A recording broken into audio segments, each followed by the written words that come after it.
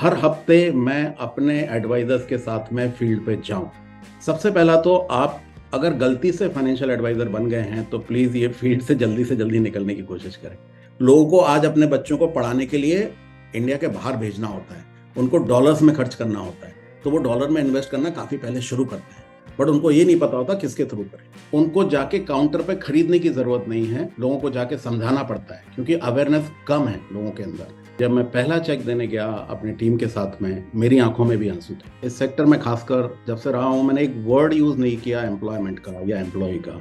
मेरे मुंह से हमेशा बिजनेस ही निकलता। आपको पता भी नहीं चलेगा कि आप कब से 1 से 5, 5 से 10, 50 और 100 लोगों की कंपनी आप सेटअप करके इसी बेस पे चला सकते।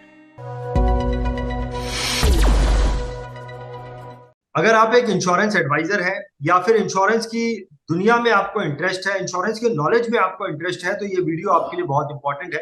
क्योंकि इस वीडियो में मैं आपको मिलाने वाला हूं एक ऐसे व्यक्ति से जो कि पिछले 20 सालों से फाइनेंशियल इंडस्ट्री में काम करते हैं। बहुत ही अच्छा फाइनेंशियल इंडस्ट्री का तजुर्बा है। कई सारी बड़ी बड़ी कंपनी में उन्होंने बड़े बड़े ओहदे पर काम किया है। मैक्स न्यूयॉर्क लाइफ में उन्होंने काम किया है। इसके अलावा मेट लाइफ में उन्होंने एज ए कंट्री हेड काम किया है। और आज की तारीख में ये दुबई की एक बहुत ही बड़ी broking firm Continental Insurance Broking में as a associate vice president काम करते हैं और साथ में अपना इंडिपेंडेंटली कस्टमर्स को मैनेज करने का भी काम करते हैं। इनका नाम मिस्टर जितेंद्र श्रीवास्तव है। चलिए मिलते हैं मिस्टर जितेंद्र श्रीवास्तव जी से और उनके इतने सालों का जो तजुर्बा रहा है, उनके काम का जो तजुर्बा रहा है, उससे कुछ सीख लेने की कोशिश करते हैं, उनको समझने की कोशिश करते हैं। जितेंद्र जी, मैं आपका बीआईटीवी में बहुत बहुत स्वागत करता हूँ। Thank you so much Ranjeet ji, और BITV की पूरी टीम के लिए बहुत बहुत धन्यवाद। आज जो हम बातें यहाँ करने वाले हैं वो हमारे काफ़ी दर्शक देखेंगे जो खासकर इंश्योरेंस और फाइनेंशियल सर्विस फील्ड से जुड़े हुए हैं, और उनमें से कुछ लोगों को अगर इन बातों से फायदा होता है तो मुझे बहुत खुशी होगी इस बात। सो जितेंद्र जी, आपका जो 20 सालों का तजुर्बा है उससे हम बहुत कुछ सीखना चाहते हैं। लेकिन सबसे पहले मैं ये जानना चाहूंगा कि आपके शुरुआती दिन कैसे थे, कौन कौन सा आपने काम किया और आज की तारीख में आप कॉन्टिनेंटल के साथ काम कर रहे हैं, जहां पर आप एक टीम भी मैनेज कर रहे हैं और अपना इंडिपेंडेंट कस्टमर्स भी मैनेज करते हैं। थोड़ा सा आपका बैकग्राउंड के बारे में हमें थोड़ी सी जानकारी। लाइफ के फ्यूचर में आगे क्या होगा वो हमको नहीं पता होता, लेकिन अगर पीछे मुड़ के देखें तो हमारी लाइफ एक बुक की तरह हमें हमारे सामने आती है। लेकिन जब हम उस सिचुएशन के अंदर होते हैं तो हमें नहीं पता होता आगे क्या होने वाला है। तो मैं काफी पीछे आपको लेके जाना चाहता हूँ, कई साल पीछे, कुछ डिकेड्स पीछे। और एजुकेशन से मेरा रिलेशन है इन कामों का, तो मैं वो भी बताना चाहूंगा आपको। मैंने इंजीनियरिंग किया इलेक्ट्रिकल से, and then masters of engineering किया। गेट करके एक हमारा एंट्रेंस एग्जाम होता है, so one can get scholarship to do masters of engineering. वो मैंने NIT से किया, इलेक्ट्रॉनिक्स में किया। और जब आप इंजीनियरिंग कॉलेज में होते हो तो आपको बिल्कुल नहीं पता होता कि लाइफ में आप फाइनेंशियल सेक्टर में कभी जाने वाले हो, और डेस्टिनी, जिसको वर्ड हम एक डेस्टिनी बोलते हैं, आप कहाँ जाओगे वो नहीं पता होता। सो ऑब्वियसली इनिशियली मैंने कुछ साल हार्डकोर इंजीनियरिंग सेक्टर में काम किया, बट मेरा इंटरेस्ट था लोगों से मिलने का, टूर करने का, so I was into sales and marketing. और उसके बाद मैं टेलीकॉम इंडस्ट्री में रहा कुछ साल, जो कि इंटरनेट सर्विसेज से जुड़ी थी, और उस समय इंटरनेट इवॉल्व हो रहा था, तो नया नया फील्ड था। एंड उसी समय करीब 2000, 1999 और 2000 के आसपास IRDA स्थापित हुआ, और गवर्नमेंट ने सेक्टर खोला, इंश्योरेंस सेक्टर। और काफी बड़े बड़े जायंट, बड़े बैंक्स, बड़े बड़े कॉरपोरेट लाइक टाटा, बिरला, इसमें अपनी अपनी इंश्योरेंस सेक्टर में कंपनी सेटअप करने लगे। मुझे लगा ये अच्छा फील्ड है, हालांकि काफी टाइम लगा मुझे सोचने में और समझने में। करीब 2003 के आसपास मैं इस सेक्टर में आया। अब ये तीनों सेक्टर के बारे में बताने का पर्पज ये है कि मेरा शुरू से रुझान रहा है कि मैं चैलेंजिंग असाइनमेंट लूं, ऐसी जगह रहूं जहां लोगों के साथ मिलना और जुड़ना पड़े, और एम्बिशन के साथ में हार्ड वर्किंग एटीट्यूड रहा है। और पूरा एक कॉमन अगर थीम देखूं इन सारे सेक्टर्स में तो वो है कॉन्सेप्ट सेलिंग। आज आप देखेंगे फाइनेंशियल सेक्टर या इंश्योरेंस सेक्टर का अवेयरनेस इतने सालों के बाद भी बहुत कम है लोगों का, और इसीलिए कोई जाता है उनको बताने या समझाने के लिए तो उसको काफी टाइम लगता है। It is not a field that where people are asking for OTC। उनको जाके काउंटर पे खरीदने की जरूरत नहीं है, लोगों को जाके समझाना पड़ता है क्योंकि अवेयरनेस कम है लोगों के अंदर। और ये सब के बावजूद, ये चैलेंजिंग फील्ड होने के साथ यहां मैंने एंटर किया। आज तकरीबन 20 साल मुझे इस फील्ड में हो गए हैं। तकरीबन मैं क्यों बोल रहा हूँ, क्योंकि अगले महीने अप्रैल में 14 तारीख को मैं 20 साल कंप्लीट करूंगा और सेलिब्रेट करूंगा, क्योंकि ये सबसे बड़ा लंबा मेरा पीरियड रहा है किसी एक सेक्टर में। और यहाँ पे मैं थोड़ा सा आपको बताना चाहूंगा कि मैं क्यों इस सेक्टर से जुड़ा हूँ, इतने टाइम मैंने निकाला।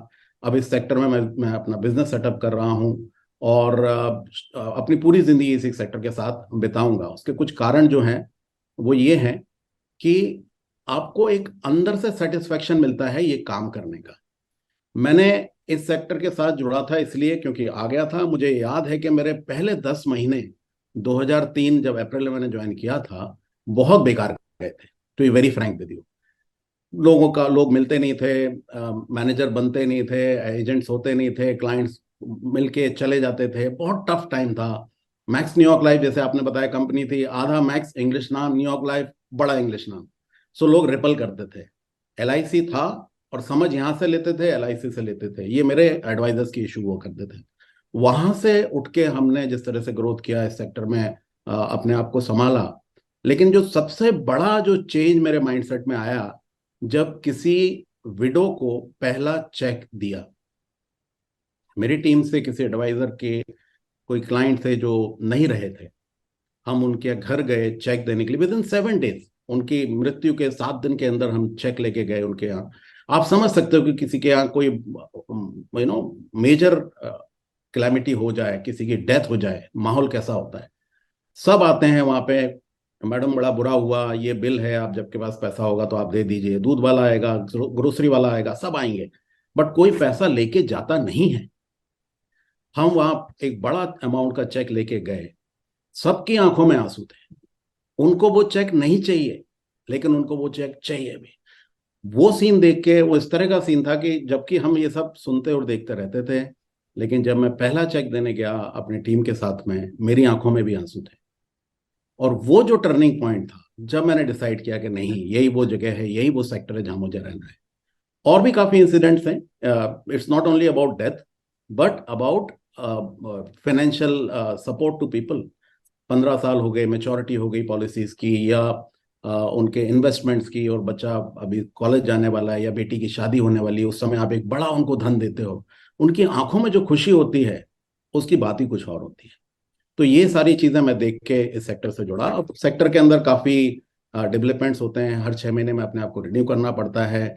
वो जो मैंने पीछे पढ़ाई करी थी उसका यहाँ कुछ ज्यादा काम नहीं था, तो फिर मैंने CII करके कोर्स होता है, चार्टेड इंस्टीट्यूट ऑफ इंश्योरेंस का, यूके से, वो किया। मैडम जैसे अभी बता रहे थे, लोमा का कोर्स किया हुआ है मैंने US से। और हमारे रेगुलर ट्रेनिंग और डेवलपमेंट्स होते रहते हैं, जिसमें मैंने काम किया और समझा इस फील्ड को। और अभी भी हम प्रोग्रेस कर रहे हैं, अभी भी बहुत कुछ सीख रहे हैं इसमें।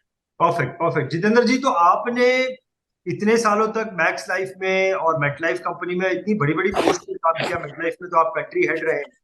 तो एज एन एम्प्लॉय आपने जो इस जिस लेवल पर काम किया है, डेफिनेटली उससे आपको बहुत कुछ सीख मिली होगी। तो क्या आइडियाज आपने वहां से पिकअप किए हैं जो आज आपको आपके इस काम में भी आपको मदद कर रहे हैं, जहां पर आप अपना इंडिपेंडेंट बिजनेस भी मैनेज कर रहे हैं? It's a very good question Ranjeet जी।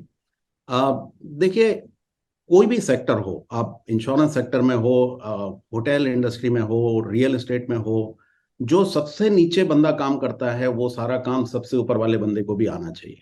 जो सबसे ऊपर की पोजीशन में है, अगर वो केवल थ्योरेटिकल बातें करेगा, बुकिश बातें करेगा, तो वो किसी के काम नहीं आएंगे, आप कनेक्ट भी नहीं कर पाओगे।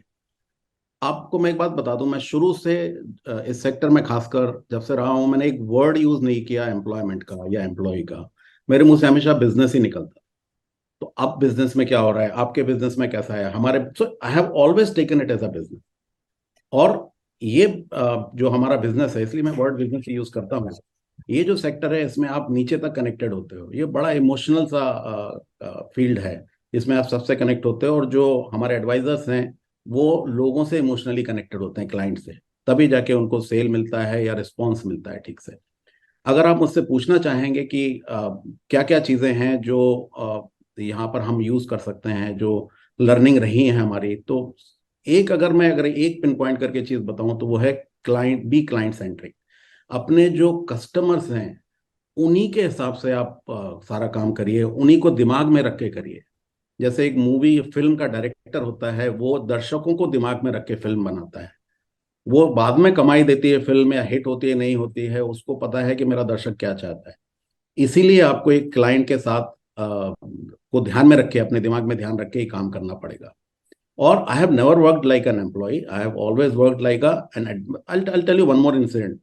In my, though I was at higher positions and all, but I used to make sure कि हर हफ्ते मैं अपने एडवाइजर्स के साथ में फील्ड पे जाऊं, लोगों से मिलूं, क्लाइंट से मिलूं। कई बार तो मैं उनको ये बोलता था, ये इंट्रोड्यूस मत करना मुझे, मैं कौन हूँ ये मत बताना, बोलना मेरा साथी है, मेरे साथ एक और एडवाइजर आया हुआ है। और उसके साथ, बिकॉज नहीं तो लोग थोड़े से बायस हो जाते हैं या कुछ अलग सोचने लगते हैं।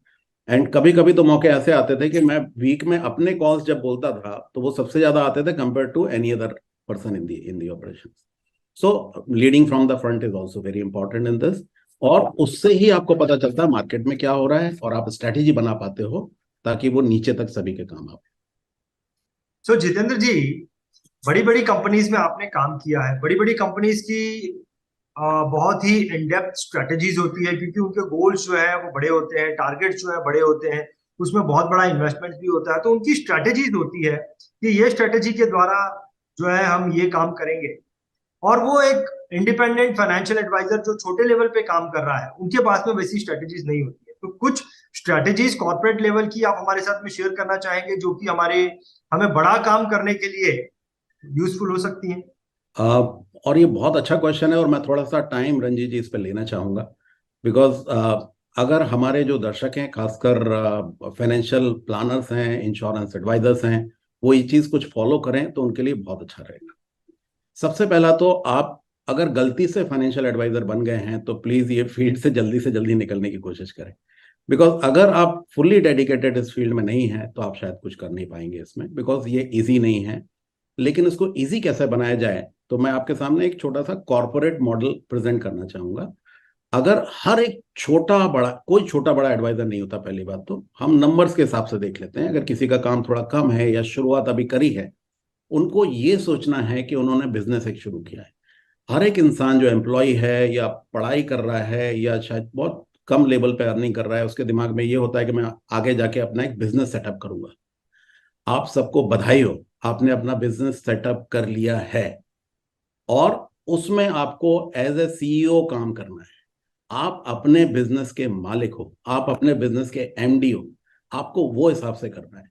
आज शायद आप अकेले होगे, या आप शायद दो तीन लोगों की टीम के साथ काम कर रहे होगे, लेकिन कॉर्पोरेट के हिसाब से अगर आप काम, वैसे कॉर्पोरेट बड़ी कॉम्प्लेक्स सी चीज है, मैं आपको एक सिंपल सा मॉडल बताता हूं, आप उसको फॉलो करिए। पहला तो ये दिमाग में रखिए कि किसी भी कॉर्पोरेट में कुछ डिपार्टमेंट्स होते हैं, जैसे HR, admin, marketing, accounts, sales and training. आपको अपने दिमाग में, और कहीं ना कहीं अपने ऑफिस में या छोटा आप घर से भी ऑपरेट कर रहे हो, ये सारे डिपार्टमेंट दिमाग में रखने हैं। फॉर एग्जाम्पल मैं आपको देता हूं, एचआर का काम होता है रिक्रूट करना। आप क्या कर सकते हो, आप अपने सब एडवाइजर्स रिक्रूट कर सकते हो। रिक्रूट इन द सेंस, जरूरी नहीं उनको जॉब पे रखा है आपने, आप उनके साथ अपना दायरा बढ़ा सकते हो, आप उनसे और रेफरेंसेस ले सकते हो। वो एचआर का काम हो गया। एडमिन, आपको ऑनलाइन मीटिंग्स जैसे सेटअप करनी है, या फॉर्म कंप्लीट करने हैं, या सर्विस क्लाइंट्स को देना है, दैट इज एडमिन। दिमाग में अलग अलग सेक्टर रखेंगे, आप बहुत अच्छे से क्लाइंट्स को हैंडल कर। मार्केटिंग, आपको प्रोस्पेक्टिंग जो करनी होती है, उसके लिए आप काम अलग से सेट, आप दिन में कितने घंटे आपको मार्केटिंग को देने हैं, या वीक में कितने घंटे आपको देना है मार्केटिंग को। उसमें एक बहुत बड़ा क्वेश्चन आ जाता है सोशल मीडिया का, बिकॉज आजकल मार्केटिंग में सोशल मीडिया का बहुत बड़ा रोल है। मेरा खुद का एक यूट्यूब चैनल मैंने शुरू किया था लास्ट ईयर, हालांकि बहुत छोटे पैमाने पे है। वो स्पेशली एक्सपैट्स लोगों के लिए है। एक्सपैट्स जो कम्युनिटी है, स्पेशली इंडियंस जो एनआरआईज हैं, पूरे विदेशों में बसे हुए हैं। आपको ये बता दूं कि किसी को भी फाइनेंशियल बेसिक बेसिक फाइनेंशियल चीज़ों की नॉलेज नहीं होती है। सो सोशल मीडिया के तहत मैं वो इन्फॉर्मेशन लोगों को देना चाहता हूँ। एक्सपर्ट स्मार्ट इन्वेस्टर नाम से वो चैनल शुरू किया। कई लोगों को कई वीडियो अच्छे भी लगे हैं, टाइम कम मिल पाता है, मैं उतना उसमें डेडिकेट नहीं हो पाता हूँ, बट आप लोग एक सेटअप कर सकते हो सोशल मीडिया पे। मुझे ये तीन चार जैसे फेसबुक हो गया, आप ट्विटर पर रह सकते हो, आप जो भी तीन चार आप प्लेटफॉर्म ले सकते हो उस पर आप जाइए, और वीक में कम से कम थोड़ा टाइम डालिए। इसके बाद अकाउंट आता है। कई बार हमारे एडवाइजर्स को पता ही नहीं होता कितनी पॉलिसी आ गई, कौन सी चली गई, किसका पैसा आया किसका नहीं। You have to keep track. आजकल तो इतने अच्छे अच्छे फ्री के सॉफ्टवेयर आ गए हैं, आप जाओ एक्सेल पे बहुत कुछ कर सकते हैं। सेल्स सेल्स के तो आप महारथी हो, और आपको और बेहतर उसमें बनना है। उसको नॉर्मल लेना है, बिकॉज सेल्स बड़ी नॉर्मल सी चीज है, आप उसका बिल्कुल बुरा ना माने, हर कोई सेल करता है। छोटा हो बच्चा भी हमें सेल करके बोलता है कि पापा मुझे आइसक्रीम लेनी है, और आपको दिलानी पड़ती है। आपकी वाइफ आपको बोलते हैं कि मुझे ये वाली वॉशिंग मशीन चाहिए, वो सेल ही है। और आप कहीं जाके किसी को कन्विंस करते हो, आप जॉब में हो नहीं हो, आप सेल ही कर रहे होते हो। तो be very positive about sale. And last is training. आपको ज्ञान जुटाना है। हर 6 महीने में आप नए बन जाओगे, और वो बहुत जरूरी है। दुनिया बदल रही है, हर 3 से 6 महीने में अब सारी चीजें एब्सोल्यूट होती है। You have to train yourself, you have to read new books, take out time. आप निकालो टाइम, जो भी आपके आसपास आपकी कंपनी में या कहीं पे ट्रेनिंग होती है, सबसे पहले आप वहां पर उस ट्रेनिंग में होना चाहिए। ये सारी चीजें अगर आप एक्यूमुलेट कर लेते हो, आपको पता भी नहीं चलेगा कि आप कब से 1 से 5, 5 से 10, 50 और 100 लोगों की कंपनी आप सेटअप करके इसी बेस पे चला सकते हैं।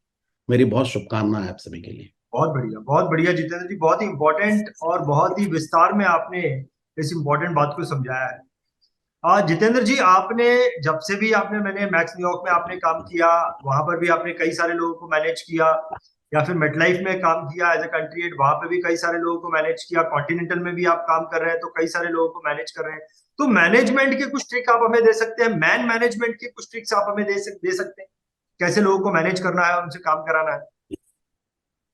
आप see managing people, if you see from, आप अगर अलग से देखोगे कि मुझे लोगों को मैनेज करना है, तो शायद आप नहीं कर पाओगे। आप अगर ये सोचोगे कि मुझे लोगों के साथ काम करना है और अपने आप को मैनेज करना है, मैनेज हम अपने आप को कर सकते हैं, आप किसी को मैनेज कर ही नहीं सकते हो। ये मेरी लर्निंग जो पिछले कई सालों के बहुत कॉर्पोरेट्स में रही है। The day you try to manage somebody, जिस दिन आपने उसको पकड़ने की मैनेज करने की कोशिश की, या तो वो नहीं करेगा जो आप चाहते हो, या भाग जाएगा। बहुत आप बढ़िया। अपने आप को मैनेज कर लो पहले, वही बहुत बड़ी चीज है। आप सुबह टाइम से उठ लो, एक्सरसाइज कर लो, बेसिक्स हैं वो सारे कर लो, और काम से लगो। आपको देख के बाकी लोग अपने आप काम करने लगेंगे। ये तो बेसिक पहला हो गया। लेकिन और ये चीज मानिए कि सब जो भी इंसान आपके साथ काम कर रहा है, काम करने आया है, वो सही है। वो आप 99% लोग जेन्युइन होते हैं और अपने हिसाब से सही काम करते हैं। लेकिन ठीक है, कुछ चीजों को, कुछ लोगों को कुछ चीज नहीं आती है, वो आपको सिखानी है। तो वो कैसे आपको करना है, you have to evaluate every, हर महीने आप एक सेशन रखो उन लोगों के साथ में, और 1 to 1 बैठ के आप उनके साथ जो भी आपने गोल्स रखे थे उसको आप एनालाइज करके आप बैठिए।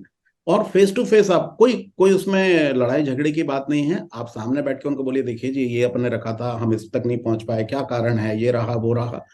और ये सब डेटा बेस पे होना चाहिए, इमोशनल नहीं होना चाहिए कि भाई आज तो ये मिलेगा, कल मेरे साथ ये बैठने वाला है, आज तक हो गया अब मैं इसको देख लूंगा। उस तरह की चीजें नहीं होना चाहिए। आप बैठिए, बिल्कुल डेटा सामने रखिए, सामने वाले को भी समझ में आता है। कई बार लोग डेटा में वीक होते हैं, और कई बार लोग काम में वीक होते हैं। आपको स्ट्रेंथ लोगों की देखनी है और उस हिसाब से काम करना है। एक छोटा सा मैं यहाँ पर फॉर्मूला आपको देना चाहता हूँ। आप किसी को भी कोई कमी देखते हैं, वो ठीक से काम नहीं कर रहा है, उसको केवल आप 2 कैटेगरी में बांट लें, विल इशू या स्किल इशू। इसके अलावा तीसरा कोई इशू नहीं होता। हाँ, कोई बंदे को काम नहीं करना है, वो तो आपको पहले ही दिख जाएगा कि उसको करना ही नहीं है, कुछ भी कर लो, वो लोग आपके काम के वैसे भी नहीं है। और आपको साल में वो बॉटम 10% को थैंक यू वेरी मच बोलना भी है। लेकिन बाकी 90% लोगों का या तो विल इशू होगा, स्किल इशू। विल इशू में वो नहीं कर पा रहा है कोई चीज, या उसको मोटिवेशन नहीं है, आप उसको मोटिवेशन दीजिए। आप उसको रेगुलरली मॉनिटर करिए। आप चाहो तो टाइम रखें कि भाई तुम्हें इतने बजे यहाँ आना है, ये करना है वो करना है। आप उसको दिन भर का पूरा जो है, या वीक का पूरा शेड्यूल उस पर आप रखें। उसको धीरे धीरे करके काम करना पड़ेगा। एक बड़ा दुश्मन होता है हम सबका मीन्स हम सबका, वो होता है प्रोकास्टिनेशन। आप करना चाहते हो, लेकिन वो कहीं ना कहीं आपकी टांग पकड़ के बैठ जाता है और वो करने ही नहीं देता, और ये सबके साथ होता है। तो आप please help them to come out of this. वो एक विल इशू को सॉल्व करेगा। दूसरी चीज है स्किल्स। तो स्किल्स हो सकता है इशू, बिकॉज सब कोई अपने माँ के पेट से सीख के नहीं आता। आपको बाहर आके ही सीखनी होती हैं चीजें। आप उसको आइडेंटिफाई करें, जब आप मंथली बैठते हैं उनके साथ, तो उनके इश्यूज निकालें कि यार इनको ये ट्रेनिंग देनी है। हर किसी को अलग अलग ट्रेनिंग चाहिए होती है। आप उनको पढ़ने के लिए दें, आप उनको वीडियोस दिखाने के लिए दें। आजकल तो कितनी इन्फॉर्मेशन। मैं जब 2003 में आया था, मुझे बड़ी दिक्कत होती थी कि लोगों को किस तरह से ट्रेन किया जाए। BITB पे आ जाएं, आपका सारा दुख खत्म हो जाएगा। यहाँ इतना भंडार है। मैं अभी पिछले कुछ दिनों से वीडियोस देख रहा था, और रंजीत जी और उनकी टीम का जो कमिटमेंट है, कुडोस टू देम। नहीं था ये उस समय, और अब ये चीजें अवेलेबल है। आपको कुछ नहीं करना है, आप कभी वॉक करते हुए, कहीं बैठे हुए आप वीडियोस देख सकते हो, ज्ञान ले सकते हो, लेकिन स्किल्स बढ़ानी है। वेल इशू संभाल लिया, स्किल इशू संभाल लिया, बाकी बस मेहनत करनी है। बहुत इस बेस पे चीजें हो सकती है। बहुत बढ़िया। सो जितेंद्र जी, अब मैं आपसे ये जानना चाहता हूँ कि यहाँ से आगे आपका क्या विजन है, आपने क्या टारगेट रखा है अपने बिजनेस का, और उसके लिए आप क्या एक्शन है। एज आई सेड कि फ्यूचर का तो बहुत कुछ पता नहीं होता है कि कहाँ लेके जाएगी डेस्टिनी आपको, लेकिन आप अगले कुछ साल का सोच सकते हो, आप कहाँ हो और क्यों हो वो सोच सकते हो। इस सेक्टर से मैं बहुत ही दिल से जुड़ा हूँ, शायद आप थोड़ा सा पैशन भी मेरे साथ देख पा रहे हो, और वो एक बहुत जरूरी चीज है जितने भी लोग इस सेक्टर से जुड़े हैं, बिकॉज अवेयरनेस बहुत कम है लोगों को बाहर। इसलिए जो रिजेक्शंस होते हैं वो अवेयरनेस नहीं होने की वजह से होते हैं। तो मेरा जो अभी काम चल रहा है, अब मैंने 20 साल इस सेक्टर में ऑलमोस्ट निकाल दिए हैं। अब मैं उस स्टेज पे हूँ लाइफ के कि मैं लोगों को वापस दूं, ज्ञान दूं, नॉलेज दूं, अवेयरनेस बढ़वाऊं। So if I have to just summarise this, मेरा फोकस आज की डेट में अपनी लाइफ में ये है कि मैं तीन आयाम हैं जो लोगों की लाइफ के लिए बहुत जरूरी हैं, हेल्थ, वेल्थ एंड हैप्पीनेस, उसकी तरफ फोकस करूं। मैं अपने बिजनेस भी सेटअप करूं तो इन 3 क्षेत्रों के हिसाब से करूं। अच्छा, यहाँ एक चीज मैं बहुत अच्छी बताना चाहता हूँ लोगों को, स्पेशली जो नए जुड़े एडवाइजर्स हैं, उनको लगता है कि मैं तो इंश्योरेंस में आ गया, लोग सोचते हैं मैं एजेंट हूँ या मैं कुछ हूँ। मैं आपको बता रहा हूँ, ये 3 जो है, हेल्थ, वेल्थ और हैप्पीनेस, इन तीनों चीजों को प्रोवाइड करने वाले कौन लोग होते हैं? हेल्थ, डॉक्टर्स देखते हैं। हैप्पीनेस की अगर मैं बात करूं तो बहुत सारे गुरु हमको मिल जाएंगे, और बहुत रेस्पेक्टेड गुरुज हैं, उनके वीडियोस भी देखते हैं, उनके सुनते हैं। और वेल्थ के लिए कौन आता है? Financial adviser. आप इक्विवेलेंट हो इन सभी के, आपको ये सोचना है, और आपको अपने आप को उस तरफ लेके जाना है कि मैं इक्विवेलेंट हूं, अब उसके लिए नॉलेज बढ़ाना है, मेहनत करनी है। People should see you like that, आपको उनके सामने दिखना है, और आपको करना भी है वैसा। एफर्ट ये है कि लोगों का अगर ये 3 चीजें दुनिया में सभी की सेट हो जाएं, अब मैं उस चीज पे विश्वास कर सकता हूँ, करता हूँ कि everything is possible in the world. और उस अगर पॉइंट ऑफ व्यू से मैं बोलूं, तो हेल्थ, वेल्थ, हैप्पीनेस, अगर तीनों चीजें सबकी पूरे दुनिया में लगभग सभी की सेट हो गई और सब लोग उस बेस पे करने लगे, 99% उनकी समस्याएं खत्म हो जाएगी, एंड पूरी दुनिया अच्छी हो जाएगी। और हम सब अगर उस तरफ सोचें तो ये चीज अच्छी हो सकती है। तो just to summarise this, my effort is towards this. मैं अभी फाइनेंशियल सेक्टर में हूँ। सो मैं अभी जैसे काफी अवेयरनेस का यूट्यूब चैनल जो मैंने बताया मैंने शुरू किया है, मैं आज 7 प्लेटफॉर्म पे हूँ, जो सोशल मीडिया के प्लेटफॉर्म है 7, उन पे हूँ। और धीरे धीरे मैं चाहता हूँ ये नॉलेज सब बढ़ा है। आज इस सेक्टर का इंफॉर्मेशन लोगों के पास कम है, लोग नहीं जानते हैं, कम जानते हैं, वो बढ़ा दी हमने, काफी काम हो गया। उसके लिए जरूरी नहीं मुझसे या मेरी टीम से लोग जाके प्रोडक्ट खरीदें या सर्विसेज लें, किसी से भी लें, बट ये नॉलेज बढ़ने के साथ लोगों का इस तरफ रुझान बढ़ेगा। मैं चाहता हूं कि हर इंसान जाने। एक और मेरी छोटी सोच है कि हर बच्चा जो स्कूल में पढ़ता है उसको फाइनेंशियल सर्विसेज का नॉलेज होना चाहिए, या मनी का नॉलेज होना चाहिए। There should be a separate chapter for money. Because बाहर निकल के जब वो नौकरी ढूंढता है, करता है, तो पैसा आता है, लेकिन वो पैसे को मैनेज नहीं कर पाता। हमारे एनआरआई कम्युनिटीज में, I am one of the NRI, NIC, इतने लोग यहाँ 20-20, 30-30 साल बाहर काम करते हैं, जब वो अपनी कंट्री वापस जाते हैं या रिटायर होते हैं, उनके पास उतना पैसा नहीं होता। कहाँ गया वो पैसा? क्योंकि वो मनी मैनेज कर नहीं पाए। सब कुछ सीखा लेकिन मनी मैनेजमेंट नहीं हो पाया। वो एक सीन है जो हमको लोगों को एजुकेट करना है। बिजनेस की आप बिल्कुल चिंता नहीं करें, जो हमने पीछे डिस्कशन किया वो मेहनत करें, आपके पास बिजनेस आएगा। अवेयरनेस लोगों की बढ़ाने की कोशिश करें, यही मैं चाहता हूँ और यही मैं सोचता हूँ। एंड इसी के साथ अभी जैसे मैं कॉन्टिनेंटल फाइनेंशियल सर्विसेज से जुड़ा हूँ, इंटरनेशनली ये बहुत बड़ा प्लेटफॉर्म है।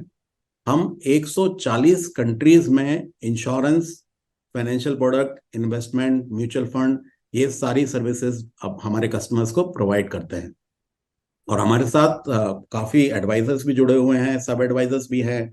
इंडिया से भी काफी एडवाइजर्स हमारे साथ जुड़े हुए हैं। काफी क्लाइंट्स हमारे साथ बिजनेस करते हैं इंडिया से, जो इंटरनेशनली हम बिजनेस को प्लेस करते हैं। लोगों को आज अपने बच्चों को पढ़ाने के लिए इंडिया के बाहर भेजना होता है, उनको डॉलर्स में खर्च करना होता है, तो वो डॉलर में इन्वेस्ट करना काफी पहले शुरू करते हैं, बट उनको ये नहीं पता होता किसके थ्रू करें। तो ये वन ऑफ द प्लेटफॉर्म है।